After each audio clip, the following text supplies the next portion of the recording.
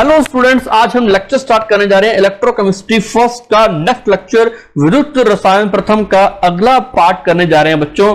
आज हम जो टॉपिक पढ़ेंगे उसका नाम है कंडक्टेंस ऑफ इलेक्ट्रोलिटिक सॉल्यूशन, यानी विद्युत अपघट्य विलयन की चालकता को निकालेंगे। How to calculate conductance of electrolytic solution, हम कैसे कैलकुलेट करें, उसकी कैसे गणना करें किसी भी इलेक्ट्रोलिटिक सॉल्यूशन या किसी भी विद्युत अपघट्य विलयन की चालकता निकालने के लिए, है ना। सबसे पहले हम क्या करेंगे, एक इलेक्ट्रोड लेंगे बच्चों, एक कंटेनर लेंगे, एक पात्र लेंगे। एक पात्र के अंदर हमने क्या कर दिया, एक इलेक्ट्रोलिटिक सॉल्यूशन भर दिया। आपको स्क्रीन पे एक जो डायग्राम आ रहा है वहां देखो कि आपने क्या किया, एक इलेक्ट्रोलिटिक सॉल्यूशन भर दिया। वो इलेक्ट्रोलिटिक सॉल्यूशन क्या है, सोडियम क्लोराइड है, जो कि एक इलेक्ट्रोलिटिक सॉल्यूशन है, जो कि एक विद्युत अपघट्य है ना। इसको हमने फिलअप कर दिया। यहां पर हमने क्या लगा दिया, दो इलेक्ट्रोड लगा दिए और दो इलेक्ट्रोड से इलेक्ट्रॉन को ट्रांसफर करने के लिए, इलेक्ट्रॉन को स्थानांतरित करने के लिए बीच में हमने एक बैटरी लगा दी, ताकि एक इलेक्ट्रिसिटी जनरेट या इलेक्ट्रिसिटी फ्लो करने के लिए, एक विद्युत धारा का प्रवाह होने के लिए एक चैन बन जाए, एक श्रृंखला बन जाए बच्चों, है ना। तो हमने क्या किया, एक कंटेनर लिया, एक कंटेनर लेकर दो इलेक्ट्रोड उसके बीच में डिप कर दिए। किसके अंदर डिप किए, इलेक्ट्रोलिटिक सॉल्यूशन के अंदर, यानी जिसको बोलते हैं विद्युत अपघट्य विलयन के अंदर। अब जरा सोचिए, थिंकिंग कीजिए कि इसमें कंडक्टेंस को हम कंडक्टेंस को कैसे निकालेंगे। देखो, आपको पता है कि इलेक्ट्रॉन का फ्लो हो रहा है, देखो इलेक्ट्रॉन का फ्लो हो रहा है। इस इलेक्ट्रॉन का फ्लो किसके कारण हो रहा है बच्चों, due to number of ions. ये जो नंबर ऑफ आयंस है, Cl नेगेटिव Na पॉजिटिव बना है, ये चार्ज कैरियर है, ये वाहक है, जो आवेश के वाहक है, जो इलेक्ट्रॉन को ट्रांसफर कर रहे हैं एक इलेक्ट्रोड टू दूसरे इलेक्ट्रोड की तरफ। यानी जो इलेक्ट्रोड ये बना है एनोड बना है और दूसरे वाला क्या बना है, कैथोड बना है। तो एनोड टू कैथोड की इलेक्ट्रॉन की ट्रांसफर जो हो रहा है बच्चों, वो किसके कारण हो रहा है बच्चों, वो चार्ज जो कैरियर्स हैं, ये charge Cl negative Na positive, इसके कारण हो रहा है। तो ये Cl नेगेटिव या Na पॉजिटिव जो चार्ज कैरियर्स हैं, जो कि आवेश वाहक है, इनकी कंडक्टेंस क्या होगी, कोई ना कोई इनकी चालकता होगी, कोई ना कोई इनकी कंडक्टेंस होगी, जिसके कारण फ्लो ऑफ आयंस हो रहा है बच्चों। Due to flow of ions conductance आ रही है इसके अंदर, और ड्यू टू कंडक्टेंस इनके अंदर इलेक्ट्रिसिटी जनरेट हो रही है, विद्युत धारा उत्पन्न हो रही है ना। तो ये हमने सेल को एज्यूम किया, हमने कंटेनर लिया, कंटेनर के अंदर दो इलेक्ट्रोड को डिप किया और उसके अंदर इलेक्ट्रोलिटिक सॉल्यूशन भर दिया, जो कि मोल्टन स्टेट में, जो कि गलित अवस्था में NaCl लिया। हमें NaCl डायरेक्ट नहीं डालना, हमें इसको मोल्टन स्टेट में डालना है, इसको गलित अवस्था में डालना है। अब गलित अवस्था में डालते जैसे हमने इलेक्ट्रॉन लगाए तो Na पॉजिटिव अलग हो गया, Cl नेगेटिव अलग हो गया, ये चार्ज कैरियर बन गए। इन्होंने कितने चार्ज को कैरियर किया, इन्होंने कितने आवेश को वाहक किया, उसकी कैलकुलेशन करने जा रहे हैं। उसकी कैलकुलेशन करने के लिए हमें एक बात पता होती है कि मान लो मैं एज्यूम करता हूं कि इन दो इलेक्ट्रोड के बिटवीन जो लेंथ है वो L है, जो मैंने फिक्स कर दी पहले ही। मैंने एक सेल बनाया जिसके अंदर दो इलेक्ट्रोड लगाए, उसके बिटवीन लेंथ जो डिस्टेंस है, दूरी को मैंने फिक्स कर दिया। और एक मैंने फिक्स एरिया वाला मैंने क्या ले लिया बच्चों, एक cross section area of the electrode, मैंने एक फिक्स एरिया वाला इलेक्ट्रोड ले लिया, दो इलेक्ट्रोड ले लिया, जिसका एरिया फिक्स है, जिसका क्षेत्रफल फिक्स है। तो एरिया का इलेक्ट्रोड ले लिया मैंने, और इनके बिटवीन L लेंथ मैंने फिक्स कर दी, इसमें इतनी डिस्टेंस है दो इलेक्ट्रोड के बिटवीन, है ना। इतनी बात समझने के बाद हमें एक बात चेक करनी होती है। वो क्या चेक करनी होती है, वो डिस्कस करने जा रहे हैं कि हमें एक कंडक्टेंस को कैलकुलेट करने के लिए, कंडक्टेंस को समझने के लिए हमें एक टर्म्स का पता होना, जिसको बोलते हैं एक टर्म के बारे में हमें पता होना चाहिए, एक शब्द के बारे में हमें पता होना चाहिए। वो शब्द क्या है, आर का मतलब है रेजिस्टेंस, जिसको बोलते हैं प्रतिरोध। अब प्रतिरोध क्या होता है बच्चों, अगर हम प्रतिरोध को समझें तो प्रतिरोध की पहले हमें इसकी परिभाषा पढ़नी होगी कि व्हाट इज प्रतिरोध, व्हाट इज रेजिस्टेंस क्या होता है। तो रेजिस्टेंस को अगर डिफाइन करूं, विद्युत धारा के बहने में उत्पन्न रुकावट को प्रतिरोध कहते हैं। इसे आर से रिप्रेजेंट व्यक्त करते हैं। Resistance is the obstruction of current flowing through an electric current, it is represented by R, और है ना। तो इसका मतलब जो ये आर होता है, ये विद्युत धारा को रोकने के लिए, करंट के फ्लो को रोकने के लिए आर, हमें आर से इंट्रोड्यूस होना पड़ेगा कंडक्टेंस को कैलकुलेट करने के लिए। ये जो आर होता है ना, आर बच्चों, ये रेजिस्टेंस जो होता है ये डायरेक्टली प्रोपोर्शनल होता है उसकी क्या लेंथ के, और इनवर्सली प्रोपोर्शनल होता है उसके एरिया के। किसके एरिया के, एरिया के। अगर हम एक वायर की बात करें बच्चों, एक वायर की बात करें तो इसमें बहुत सारे इलेक्ट्रॉन फ्लो करते हैं। तो इसका एक कोई पर्टिकुलर इसका क्रॉस सेक्शन एरिया, इसका एक अनुप्रस्थ काट का क्षेत्रफल ए है, जिसको बोलते हैं cross section area of the wire. तार का अनुप्रस्थ काट का क्षेत्रफल a मान लिया मैंने, उसकी लंबाई l मान ली मैंने। इसका मतलब ये है कि जैसे जैसे आप लंबाई तार की या वायर की लेंथ इंक्रीज करते जाएंगे वैसे वैसे उसके अंदर रेजिस्टेंस बढ़ता जाएगा, प्रतिरोध बढ़ता जाएगा, है ना। प्रतिरोध आपको पता है क्या होता है, क्योंकि हम ये चीजें बचपन से हम पढ़ते आ रहे हैं। तो रेजिस्टेंस इंक्रीज होता है लेंथ बढ़ाने पर, वायर की लेंथ बढ़ाने पर। अगर हम उसका एरिया इंक्रीज करता हूं, मैं मान लो इसका एरिया मैं इंक्रीज कर रहा हूं, मैंने इसका क्रॉस सेक्शन एरिया इंक्रीज कर दिया, तो इलेक्ट्रॉन को ईज फॉर डूइंग, इलेक्ट्रॉन को फ्लो करने के लिए बड़ा इजी होगा अगर इसका एरिया इंक्रीज कर रहे हो, इसका cross section area of the wire, अगर तार का आप एरिया बढ़ा रहे हो तो इलेक्ट्रॉन को इजीली फ्लो करने में कोई दिक्कत नहीं आएगी, आराम से फ्लो करेंगे, इलेक्ट्रॉन आसानी से आ जा सकेंगे, जिसके कारण आसानी से इलेक्ट्रिसिटी जनरेट होगी। बच्चों एरिया के क्या होता है, व्युत्क्रमानुपाती होता है, और लेंथ के क्या होता है बच्चों, समानुपाती होता है, directly proportional to the length and inversely proportional to the area. तो ये हम आर से इंट्रोड्यूस हो रहे हैं। अगर मैं इसको, तो सिंपल सी बात है, और आपको एक बात पता है कि आपको ये बात पता है, सिंपल सी बात है कि मैंने क्या लिखा, the resistance of a metallic wire proportional to the length and inversely proportional to the area of the cross section, है ना, उसका अनुप्रस्थ काट का क्षेत्रफल।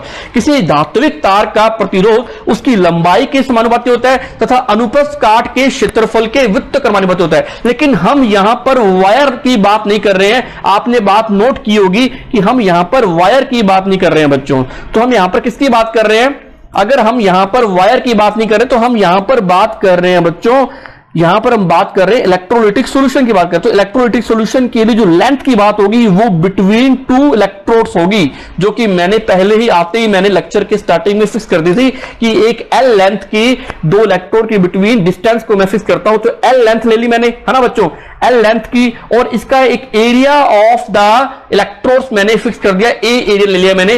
तो ये एरिया जो लेंथ की बात कर रहा हूं मैं, इलेक्ट्रोड के बिटवीन डिस्टेंस और एरिया ऑफ द इलेक्ट्रोड की बात कर रहा हूं, यानी क्षेत्रफल किसका, इलेक्ट्रोड का, और दूरी किसके मध्य है, किसके मध्य है, दो इलेक्ट्रोड के मध्य है। मतलब यहां पर मैं वायर की बात नहीं कर रहा, क्योंकि ये इलेक्ट्रोलाइटिक सॉल्यूशन की बात कर रहा हूं, तो यहां पर मैं वायर की बात नहीं करूंगा। अगर मैं एल लेंथ लूंगा तो ये लूंगा, और एरिया लूंगा तो ये लूंगा, है ना बच्चों। तो ये बात है। अब मैं आपको बताता हूं कि मैंने आर से इंट्रोड्यूस तो करवाया आपको, मैंने रेजिस्टेंस टर्म से आपको इंट्रोड्यूस तो करवाया, मैंने आपको प्रतिरोध से क्यों आपको आपका परिचय करवाया, क्योंकि आपको पता है, आपको ये बात पता है बच्चों कि ना, कि जो कंडक्टेंस होती है ना, कंडक्टेंस क्या होती है बच्चों, सिंपल सी बात है, किसी को पता हो तो बताओ कमेंट सेक्शन के अंदर।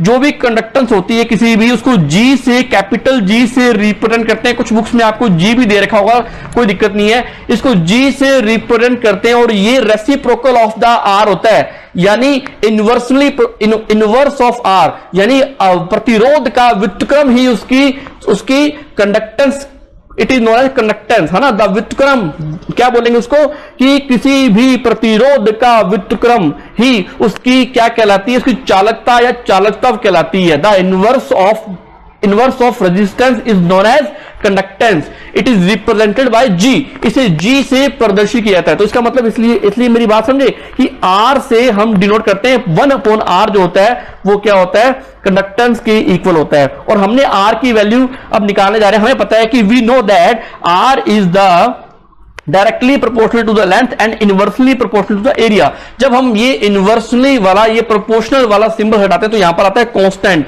Are, that is equal to rho L upon A.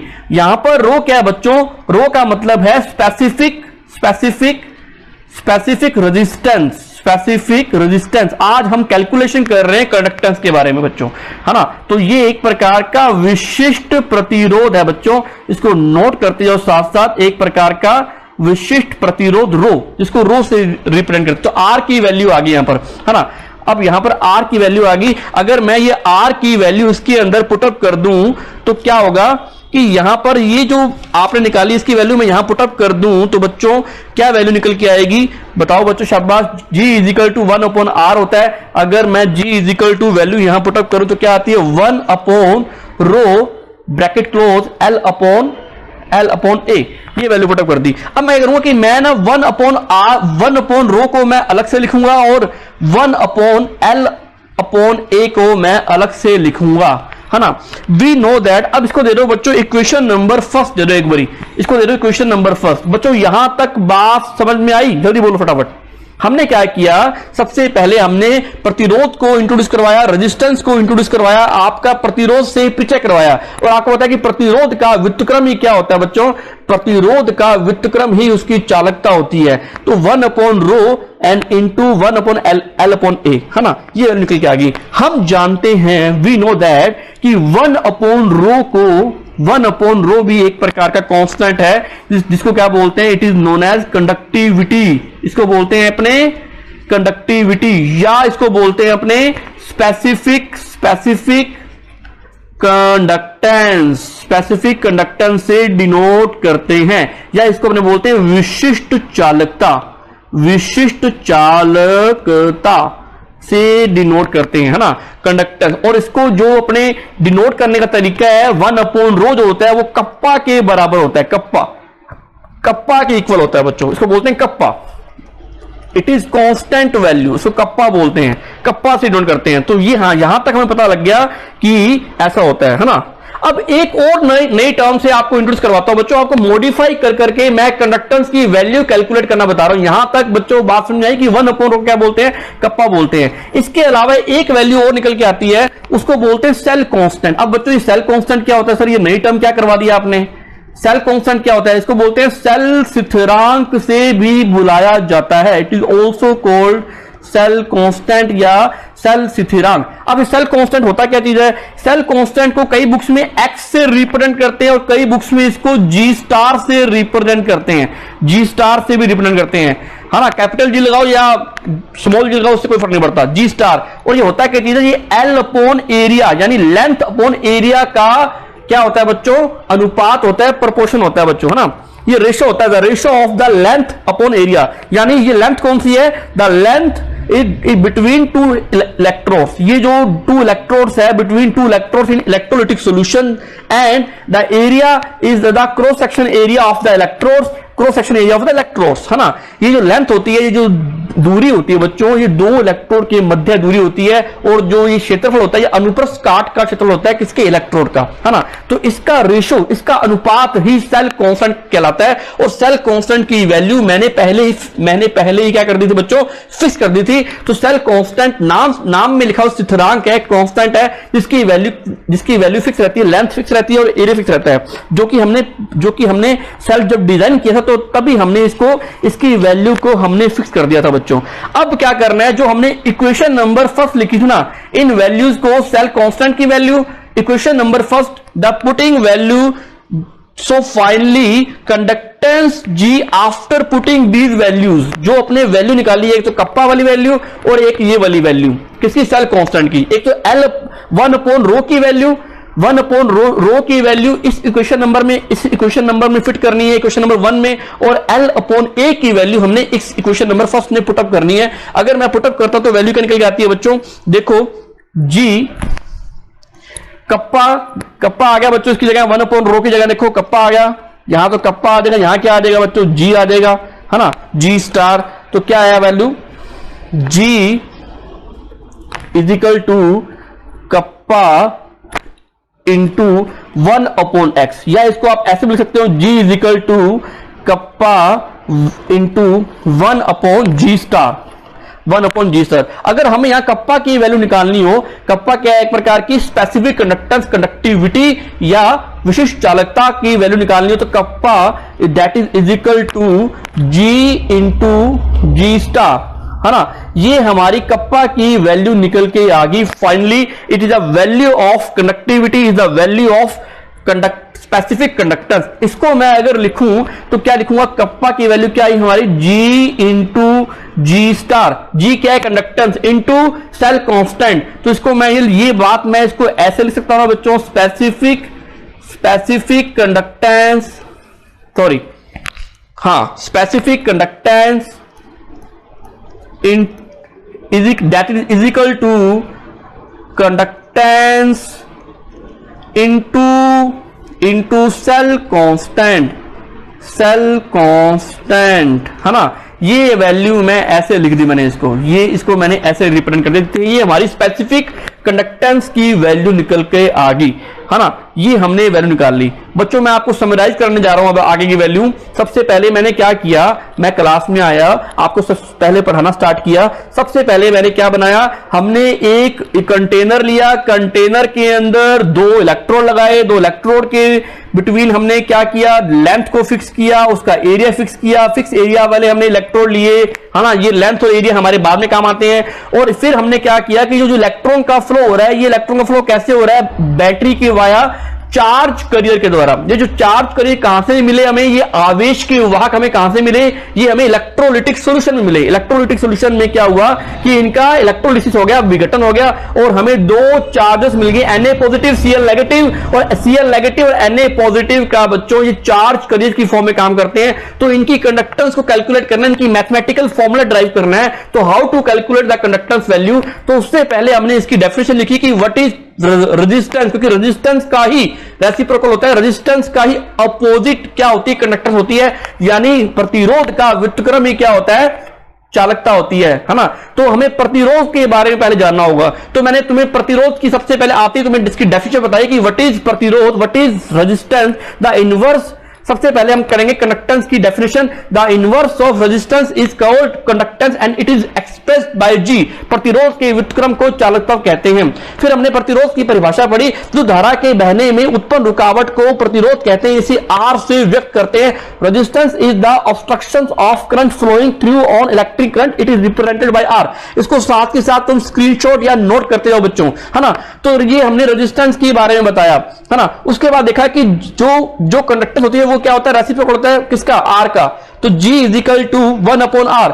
R is the inversely proportional to the, बच्चों यहां मैंने गलत लिख दिया, ये इनवर्सली प्रोपोर्शनल आएगा किसके, एरिया क्या आएगा बच्चों, यहां एरिया कर लो, यहां लेंथ कर लो।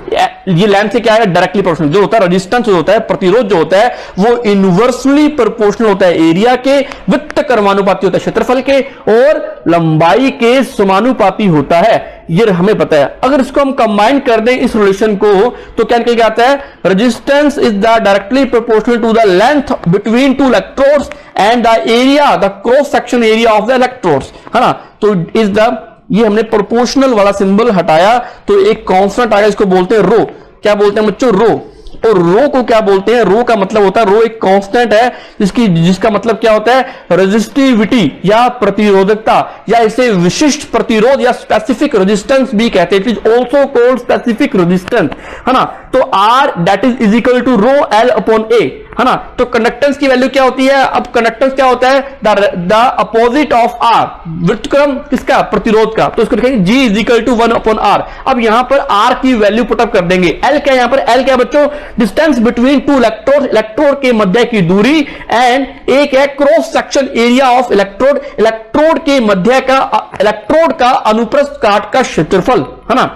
तो यहां वैल्यू हम पुटअप कर रहे हैं। वैल्यू मैं पुटअप करने जा रहा हूं बच्चों, G is equal to 1/ρ L upon A, and इसको मैं दोनों को अलग अलग कर दूंगा, that is equal to 1/ρ and into 1/L upon A। Equation number दे दूंगा फर्स्ट। इसको हमें पता है, वी नो दैट 1/ρ को हम दिखाते हैं कंडक्टिविटी से, है ना।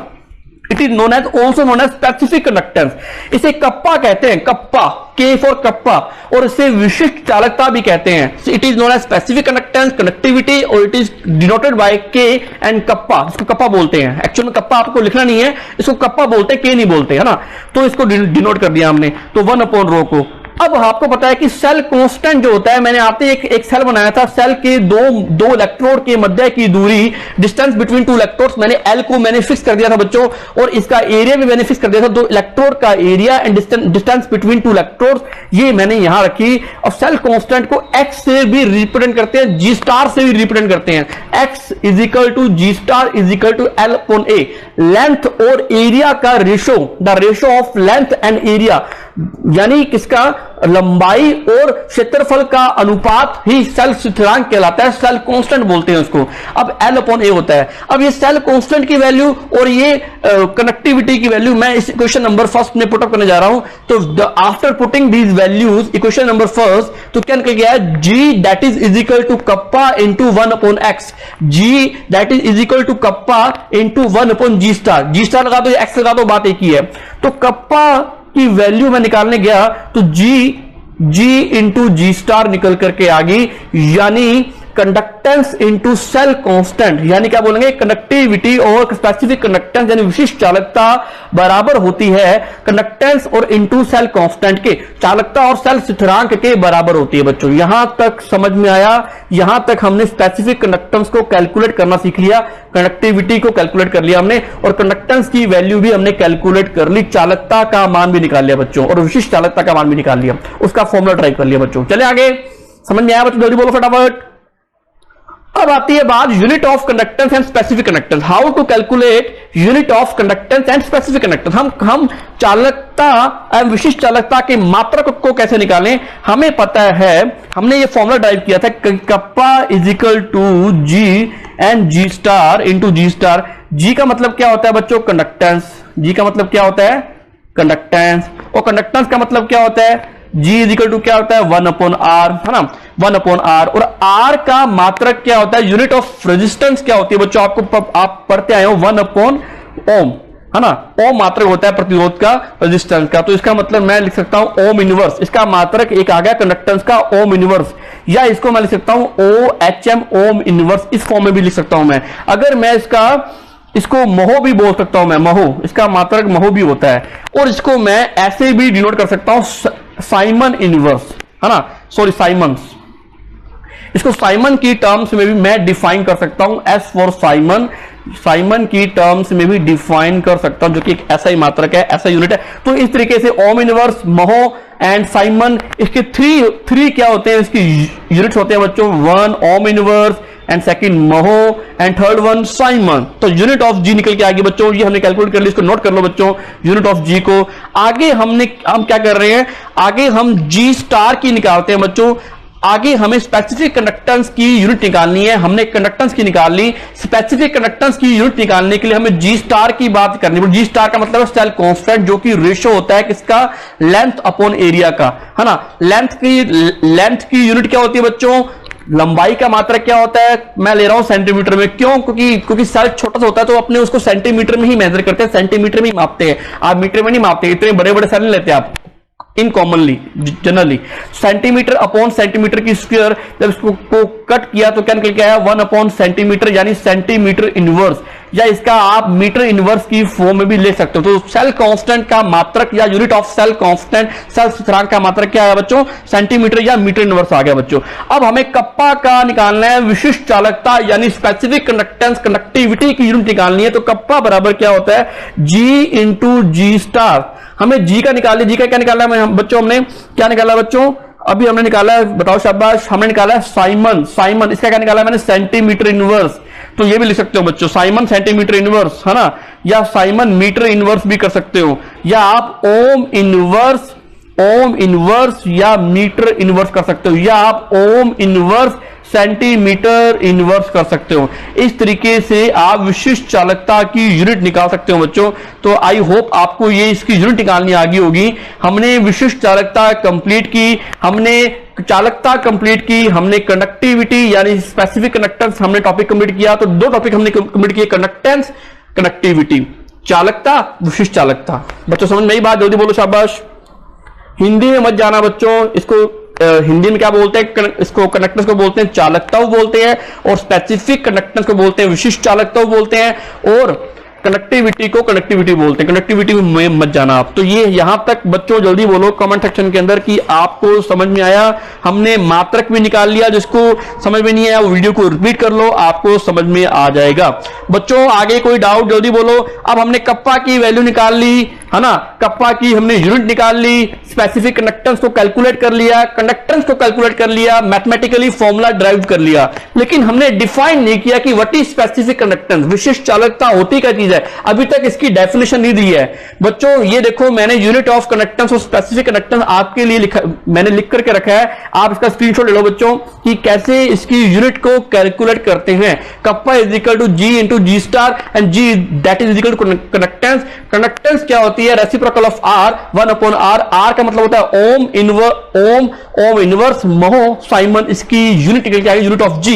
ये इसको नोट कर लो बच्चों। सेकंड यूनिट निकालते हैं सेल कांस्टेंट की, जी स्टार, जिसको डिनोट करते हैं G star is equal to L/A, is the ratio of length and area, ये अनुपात होता है किसका, लंबाई और अनुप्रस्थ काट की क्षेत्रफल का।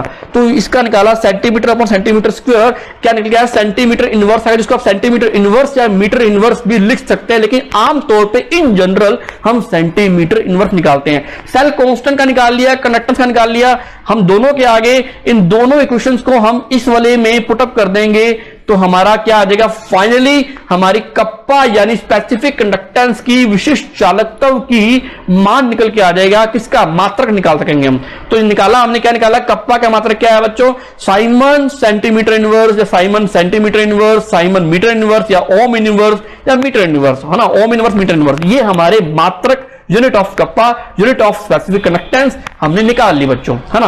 अब आगे बात करते हैं हाउ टू डिफाइन, कि हम डेफिनेशन कैसे लिखें, डेफिनेशन ऑफ स्पेसिफिक कंडक्टेंस हम कैसे डिफाइन करें, वो करने जा रहे हैं बात, कि how to define specific conductance, विशिष्ट चालकता की परिभाषा कैसे लिखें बच्चों। यहां पर मैंने गलत लिख बैठा, यहां पर आप कर लो विशिष्ट चालकता, विशिष्ट चालकता की परिभाषा निकाल रहे हैं बच्चों, वो कैसे निकालें।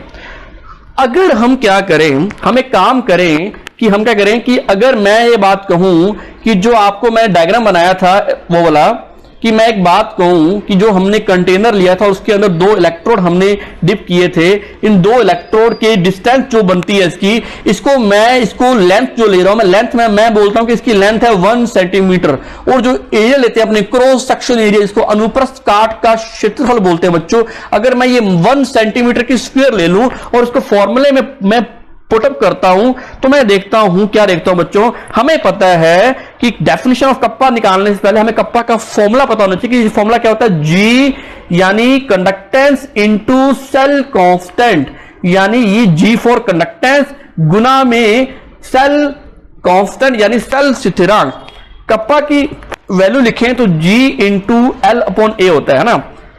मैं एल की वैल्यू रख रहा हूं बच्चों यहां पर, लेटर से माना एज्यूम दैट कि लेंथ की वैल्यू मैंने रखी 1 सेंटीमीटर, है ना, और एरिया की वैल्यू रखी बच्चों मैंने 1 सेंटीमीटर की स्क्वायर, है ना।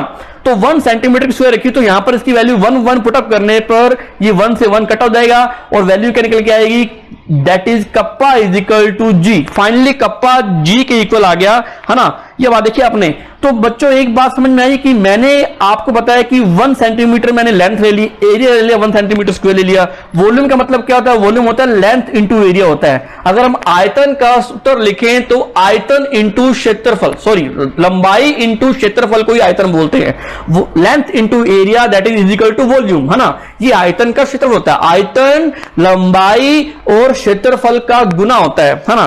तो हमने गुना किया तो क्या आया, centimetre into centimetre square, centimetre into centimetre square. जब गुना किया तो क्या आया, सेंटीमीटर की क्यूब आ गई। और सेंटीमीटर की क्यूब को क्या बोलते हैं बच्चों, सेंटीमीटर की क्यूब को 1 सीसी भी बोलते हैं, सेंटीमीटर क्यूब, है ना। 1 सीसी को 1 ml भी बोलते हैं। इसका मतलब मैंने जब रेशो के अंदर 1 सेंटीमीटर लेंथ ली और 1 सेंटीमीटर स्क्वायर एरिया लिया, उसका क्षेत्रफल लिया, तो इसका मतलब मैं बात कर रहा हूं 1 ml की बात कर रहा हूं। समझ आइए बच्चों बात, वॉल्यूम क्या है यहां पर 1 ml, मतलब मैं यहां पर 1 ml की बात कर रहा हूं, 1 ml इलेक्ट्रोलाइटिक सॉल्यूशन की बात कर रहा हूं। तो उस पर्टिकुलर एरिया और लेंथ के द्वारा कवर किया गया area, particular 1 centimetre square area, 1 centimetre length यानी 1 सेंटीमीटर क्षेत्रफल और 1 सेंटीमीटर लंबाई के द्वारा तय किए गए एरिया कितना होगा, 1 ml होगा बच्चों, 1 ml। उसका वॉल्यूम क्या होगा, 1 ml होगा। तो इसका मतलब 1 ml एरिया जब होगा तो कप्पा कंडक्टेंस के इक्वल आ जाएगा, है ना। तो डेफिनेशन क्या निकल के आई बच्चों, डेफिनेशन क्या निकल के आई, डेफिनेशन ये निकल के आती है बच्चों कि कप्पा जो है अगर मैं 1 सेंटीमीटर लेंथ कर दूं और 1 सेंटीमीटर स्क्वायर उसका एरिया कर दूं, length is equal to 1 centimetre और area is equal to 1 centimetre square, है ना, कर दूं तो उसका वॉल्यूम हो जाएगा 1 ml, यानी वॉल्यूम उसका 1 ml है, तब उसकी कंडक्टेंस जो होगी ना 1 ml वॉल्यूम पे जो उसकी कंडक्टेंस होगी, 1 ml आयतन पर जो उसकी चालकता होगी, वही उसकी विशिष्ट चालकता होगी, वही उसका कप्पा की वैल्यू होगी, वही स्पेसिफिक कंडक्टेंस होगी। इट मीन डेफिनेशन क्या निकल गई बच्चों, the conductance of 1 ml electrolytic solution, 1 ml electrolytic solution की जो कंडक्टेंस होगी बच्चों, 1 ml इलेक्ट्रोलाइटिक सॉल्यूशन की जो कंडक्टेंस होगी,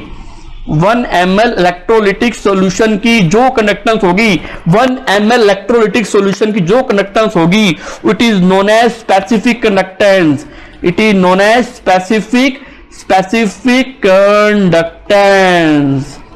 बच्चों मेरी बात समझ में आई? The conductance of 1 ml electrolytic solution is called specific conductance और कंडक्टिविटी, उसको ही कंडक्टिविटी बोलेंगे। मतलब जो आपने वो सॉल्यूशन लिया था ना 1 ml वाला, ये वाला सॉल्यूशन लिया था ना, ये अगर आप 1 ml एरिया लेते हो, वॉल्यूम लेते हो, तो 1 ml वॉल्यूम, 1 ml आयतन वाले, 1 ml आयतन वाले विलयन की जो चालकता होगी वही उसकी विशिष्ट चालकता होगी, वही उसकी कंडक्टिविटी होगी, वही स्पेसिफिक कंडक्टेंस होगी। बच्चों मेरी बात समझ में आई?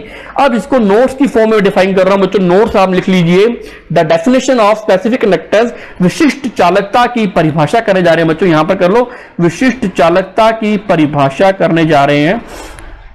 तो बच्चों यहां पर विशिष्ट चालकता क्या लिखेंगे?